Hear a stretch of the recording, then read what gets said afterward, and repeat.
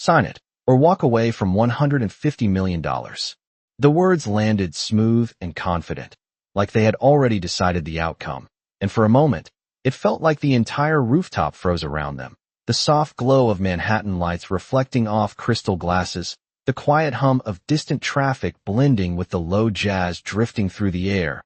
A room built for power, for men like Ethan Caldwell, who didn't just close deals, he controlled them, who wore confidence like a tailored suit and never second-guessed the number at the bottom of a contract. Not tonight. Not with this kind of money on the table. Not with investors watching from a distance pretending not to listen while hearing every word. Because this wasn't just a dinner, it was a performance, and Ethan had always been the one writing the ending. Until something in the air shifted, subtle, almost invisible, like a crack forming beneath polished marble, and behind him, moving quietly between tables, refilling glasses no one acknowledged, stood Naomi Brooks, a presence. No one registered. Not because she wasn't there, but because rooms like this were trained to overlook people like her. Her posture steady, her movements precise, her eyes observant in a way that didn't belong to someone simply serving wine. She watched the exchange, the contract sliding across the table, the faint smirk on Marco Bellini's face as he leaned back just enough to seem relaxed, just enough to look like a man who had nothing to hide, even as he slipped into Sicilian under his breath. Fast, fluid, intentional, a language chosen not for beauty but for secrecy, for exclusion, for the quiet confidence that no one else in the room would understand, and Ethan didn't, not fully. He caught fragments, tone more than meaning, trusting the numbers, trusting the process, trusting that power alone was enough to protect him, because in his world, it always had been. And when Marco chuckled, switching back to English with practiced ease, offering a pen with a gesture that felt almost ceremonial, Ethan reached for it without hesitation, the weight of the deal pressing into the silence, the kind of silence that builds just before something irreversible happens. Forks paused mid-air at nearby tables, conversations dimmed without anyone realizing why, the room leaning in without moving, and Naomi felt it before she understood it. That tension, that almost imperceptible wrongness, the kind you don't learn from books but from experience, from listening when no one thinks you are, from seeing patterns others ignore, her hand tightening slightly around the bottle she held, her mind replaying the Sicilian phrases she had just heard, words that didn't align with the confidence being sold, clauses that twisted meaning, numbers that didn't match the promises spoken aloud, and for a second, just a second, she hesitated, because stepping forward meant stepping out of invisibility, and invisibility had always been safer. But the pen touched the paper, and something in her refused to stay silent. Not tonight. Not for this. Not when the truth was already written between the lines, waiting for someone brave enough to say it out loud. Wait.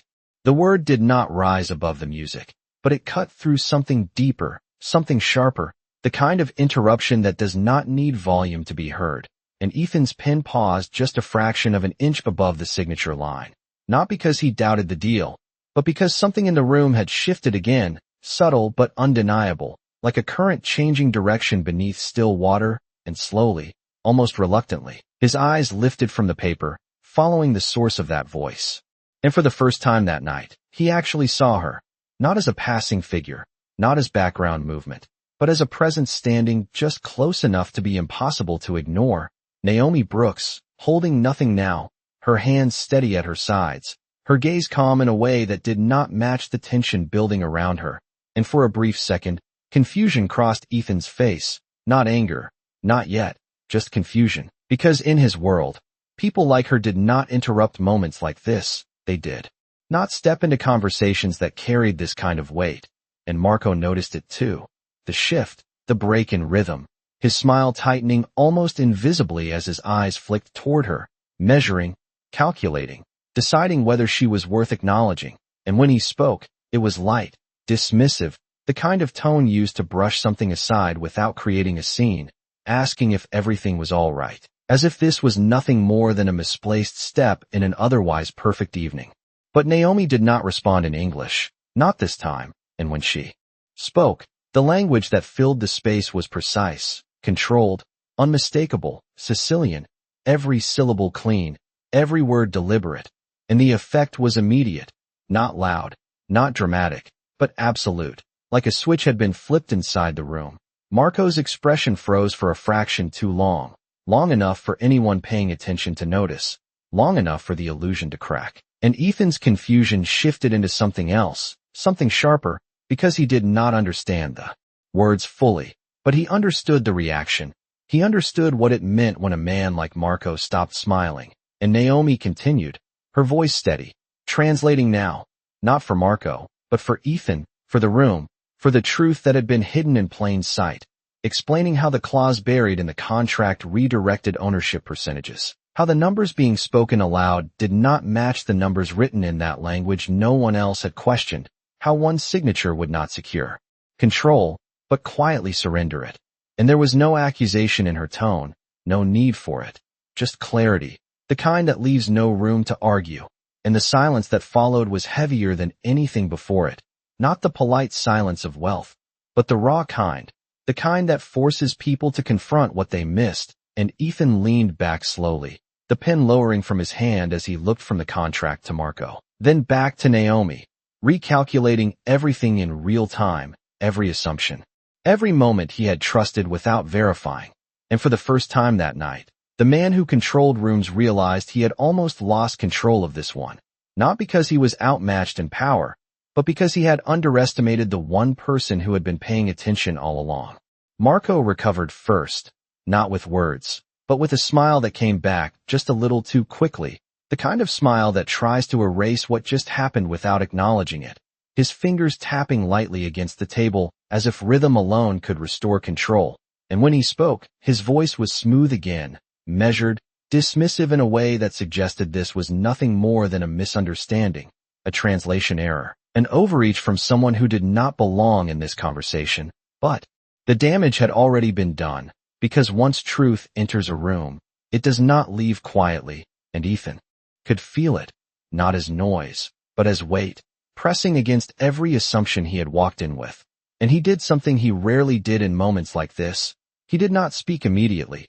He looked down, not at Marco, not at Naomi, but at the contract itself, really looked at it, scanning the lines that moments ago had seemed routine, now layered with doubt, each clause carrying a question he had not asked before. And the room followed his silence, investors pretending not to stare while listening closer than ever, glasses untouched, conversations forgotten, because power had shifted and everyone could feel it even if no one said it out loud.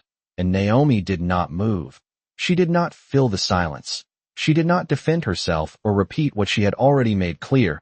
She simply stood there, steady, as if she understood something the rest of them were only beginning to grasp, that truth does not need to argue. It only needs to be seen. And Marco leaned forward slightly, his tone softening, trying a different approach now, explaining that complex international contracts often include layered language, that translations can sound alarming when taken out of context, that what she heard was standard structure, nothing more, nothing hidden. But there was a subtle urgency beneath his calm, a pressure that had not been there before, and Ethan caught it, not in the words, but in the timing, in the way Marco wanted the moment to move forward, to close, to be signed before it could unravel further. And that was when Ethan finally spoke, not loudly, not emotionally, but with a clarity that cut through the polished surface of the evening, asking Marco to explain the clause in English, line by line, no summaries, no simplifications, just the exact meaning as written. And for the first time that night, Marco hesitated, not long, just enough to confirm what Naomi had already revealed, enough for Ethan to see the gap between confidence and certainty, and something inside him shifted, not just about the deal, but about the room, about the way he had overlooked the one person who had been paying attention without needing recognition. And he turned his head slightly, looking at Naomi again, not as background, not as interruption, but as someone who had just changed the outcome of a $150 million decision with nothing but knowledge and the courage to speak at the exact moment it mattered most.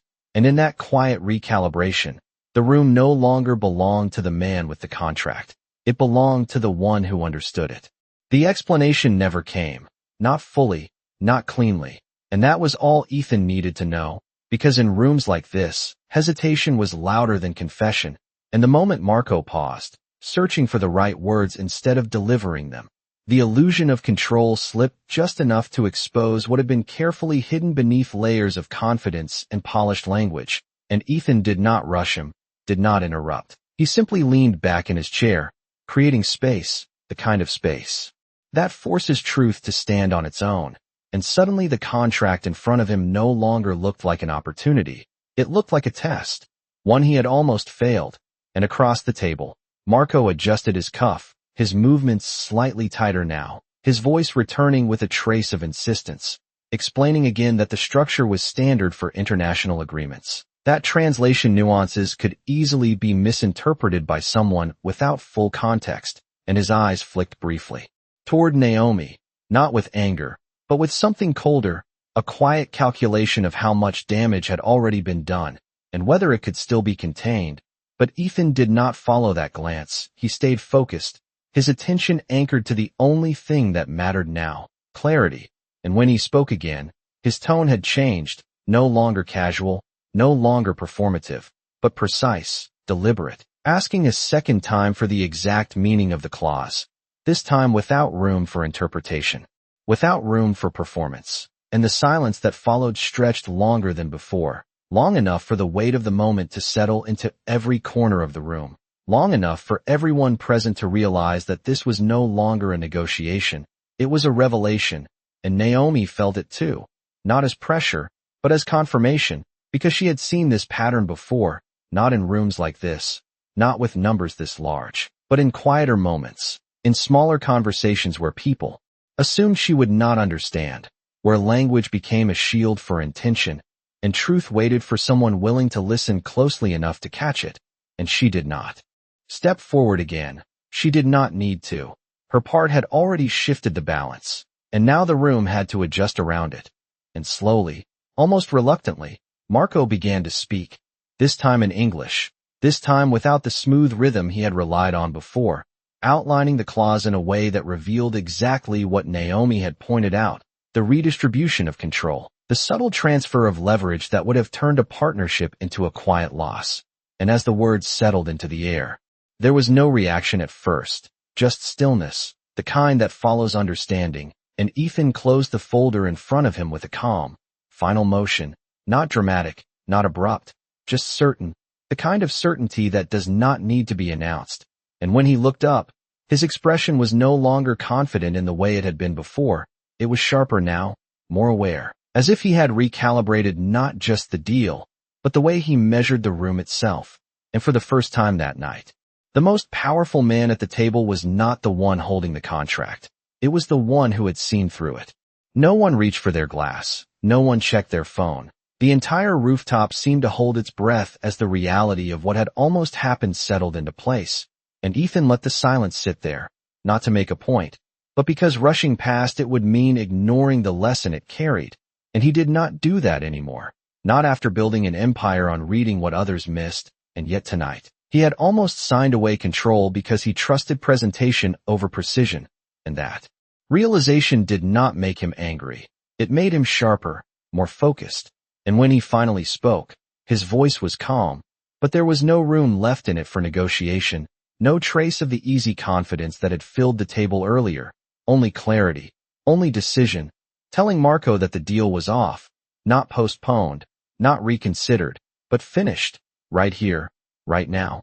And the words did not echo, they landed, solid and final, cutting through whatever recovery Marco might have been planning, and, for a moment, Marco tried, leaning forward slightly, offering adjustments, revisions, explanations, anything that could reopen the conversation, but Ethan did not engage, because he understood something now that he had overlooked before, that once trust is broken in silence, it cannot be repaired with noise, and he closed the folder completely, sliding it just far enough away to signal that the discussion was no longer active, and the observers around them shifted, some exchanging glances, others lowering their eyes, because they had just witnessed something rare, not just a failed deal, but a reversal, a moment where power did not come from wealth or position, but from awareness, from the ability to see what others dismissed. And in the center of that shift stood Naomi, still quiet, still composed, not stepping forward,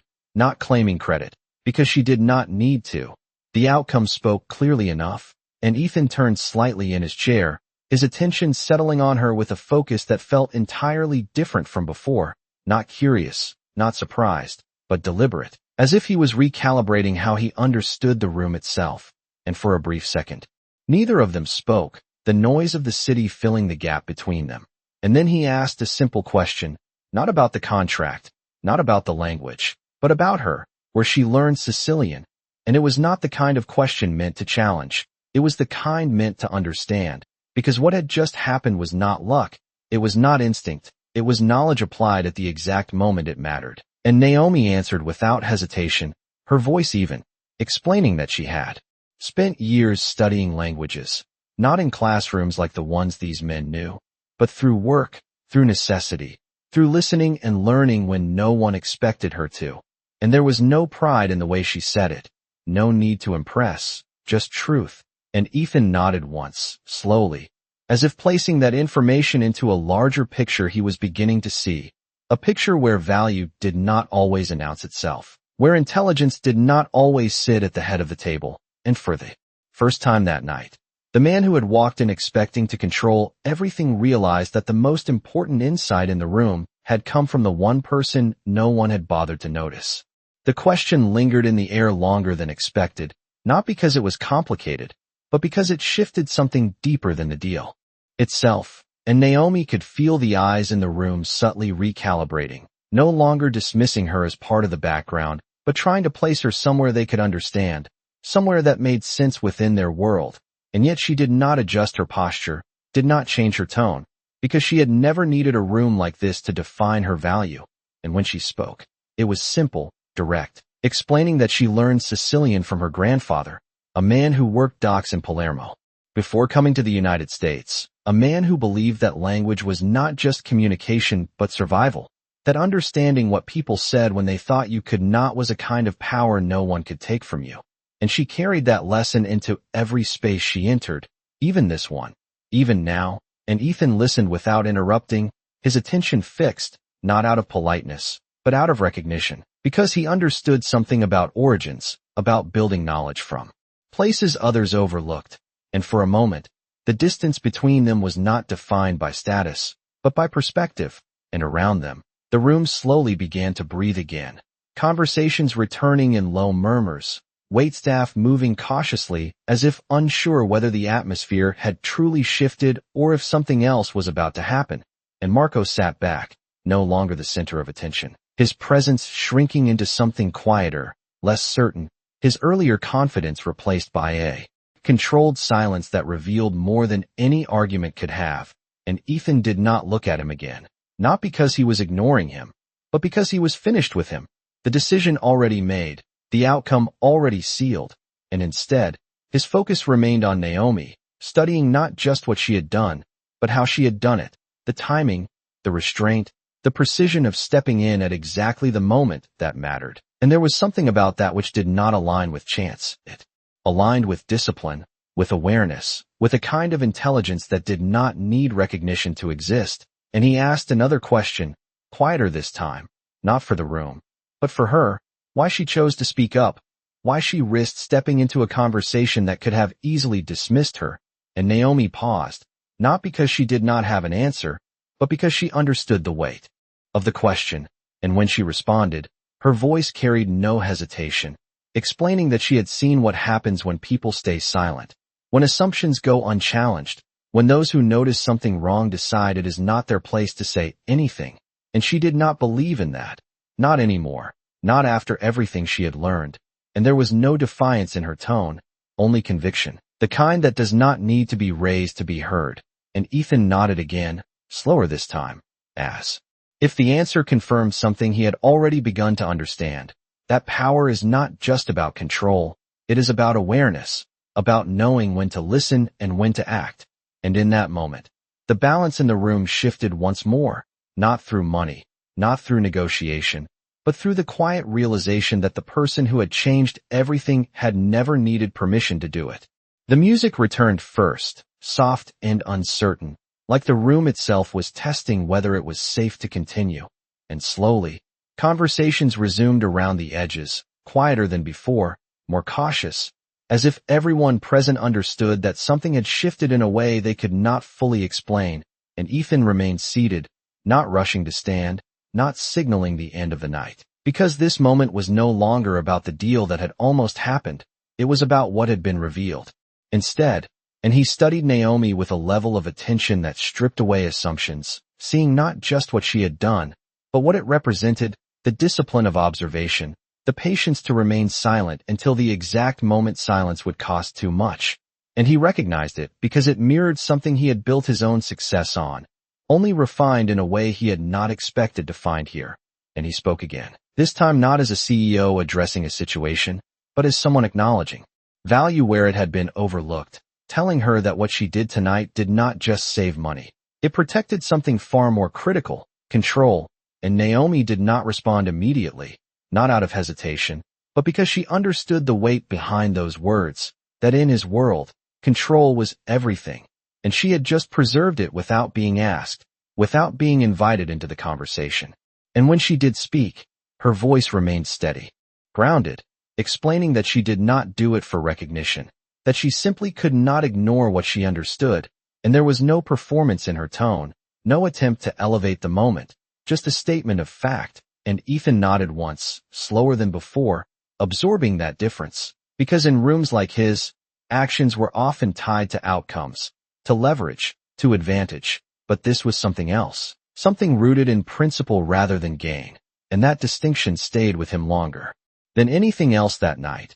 And around them, the staff continued moving, but differently now, glances lingering a fraction longer, subtle acknowledgments passing between people who had witnessed the shift, because they understood it in a way the guests might not fully grasp. They recognized what it meant when someone like Naomi stepped out of invisibility and changed the course of something this significant. And Ethan reached into his jacket, not for his wallet, not for a gesture that could be mistaken for compensation, but for a card, placing it gently on the table between them, not pushing it toward her, not presenting it as an offer, but leaving it there as an option, telling her that if she ever wanted to step into a different kind of room, one where her awareness would not be overlooked, she should reach out.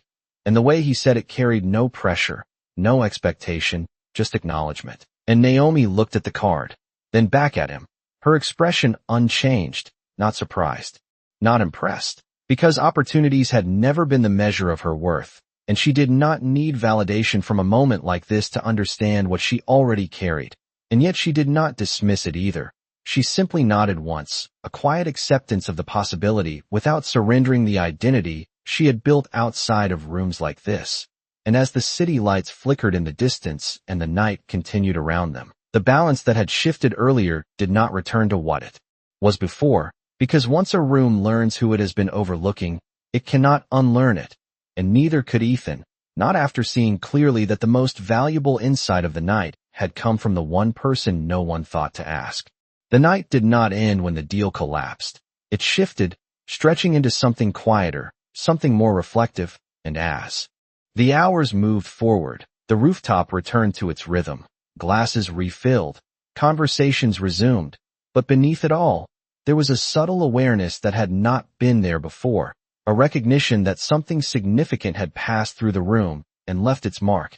And Naomi returned to her work, not retreating, not stepping away from what had happened, but continuing as she always had, moving between tables with the same precision, the same quiet presence, as if nothing about her role had changed, even though everything about how she was seen had, and people noticed now, not openly, not with direct acknowledgement, but in the way their eyes lingered a second longer, in the way their tones softened just slightly, in the way invisibility no longer fully applied.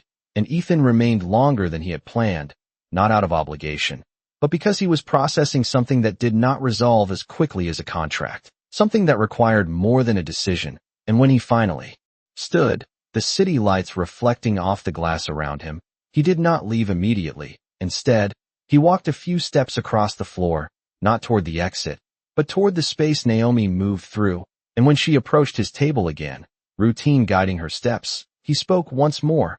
Not to question, not to test, but to acknowledge in a way that matched the moment, telling her that most people spend years trying to be heard in rooms like this, and she had done it in a single sentence. And Naomi met his gaze without hesitation, her expression calm, grounded, as if she understood that the power of that moment did not belong to the words alone, but to the truth behind them, and she responded simply, explaining that being heard was never the goal, being right was, and that difference lingered between them, reshaping the meaning of everything that had happened, because it stripped away performance and left only substance. And Ethan recognized it immediately, the kind of thinking that does not chase attention, but commands it when necessary.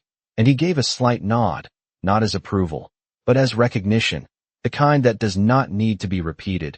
And as he turned to leave, the card still resting on the table where he had placed it, he did not remind her of it, did not point to it again, because he understood that real value does not need to be persuaded.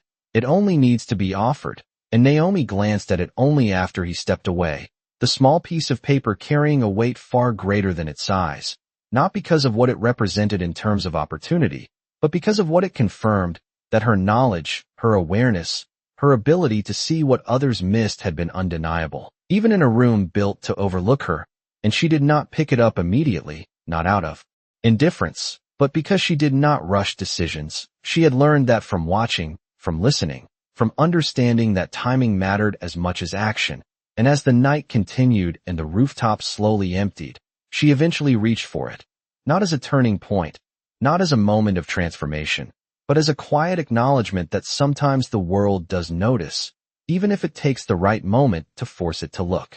Morning came quietly, without the tension of the night before, without the weight of a decision hanging in the air, and yet something had changed in a way that could not be undone. Not for Ethan, not for Naomi, not for anyone who had witnessed what had happened when truth stepped into a room that was not expecting it. And across the city, in a glass office high above the noise, Ethan sat behind a desk that had seen hundreds of deals, thousands of signatures, each one calculated, each one controlled, and yet his attention was not on the contracts in front of him. It was on a single detail that did not fit the pattern of his usual world. The memory of a voice that did not ask for permission, that did not wait for recognition, that simply spoke when it mattered. And he turned the pen in his hand slowly, not out of uncertainty, but out of reflection, because for the first time in a long time, he had been reminded that control is not just about power, it is about awareness, about who is paying attention when everyone else assumes there is nothing to see. And in a smaller apartment across the city, Naomi sat by a window where the light came in softly, the card resting on the table beside her, untouched since the night before, not because it was unimportant, but because she understood that moments like that were not meant to rush into decisions. They were meant to be understood first, and she thought about her grandfather, about the way he used to say that language was not just about words, it was about knowing when silence was safe and when it was not. And last night had been one of those moments where silence would have cost more than speaking, and she did not regret it, not for a second, because she had not stepped forward for recognition. She had stepped forward because she understood what was at stake, and that understanding did not disappear when the moment passed. And as the day unfolded, the city moved on, deals continued, conversations resumed, the world did what it always does. But somewhere within that motion, something had been rewritten, not loudly, not dramatically, but quietly, in the way people began to look a little closer, to listen a little longer, to question what they might be missing in the spaces they thought they controlled. And later, when Naomi finally reached for the card, it was not with hesitation, but with clarity, not because she needed what it offered, but because she recognized what it represented, not an escape, not a reward, but a door that had always been there, waiting for the right moment to open. And when Ethan's phone rang that afternoon, the number unfamiliar but the voice unmistakable, he did not sound surprised, not because he expected the call, but because he understood something about people like her, that they do not act out of impulse, they act out of intention. And as he listened, a slight shift in his expression revealed something rare, not victory, not satisfaction, but respect, the kind that is not given lightly, the kind that is earned in a single moment that changes everything. And as the conversation unfolded, it was clear that this was not the end of a story. It was the beginning of something else, something built not on power alone, but on the understanding That power means nothing if you overlook the one person who sees the truth before you do. And in that realization, the lesson remained, steady and unspoken, that the loudest voice in the room does not always carry the most weight, and sometimes, the one who changes everything is the one no one thought to. Here,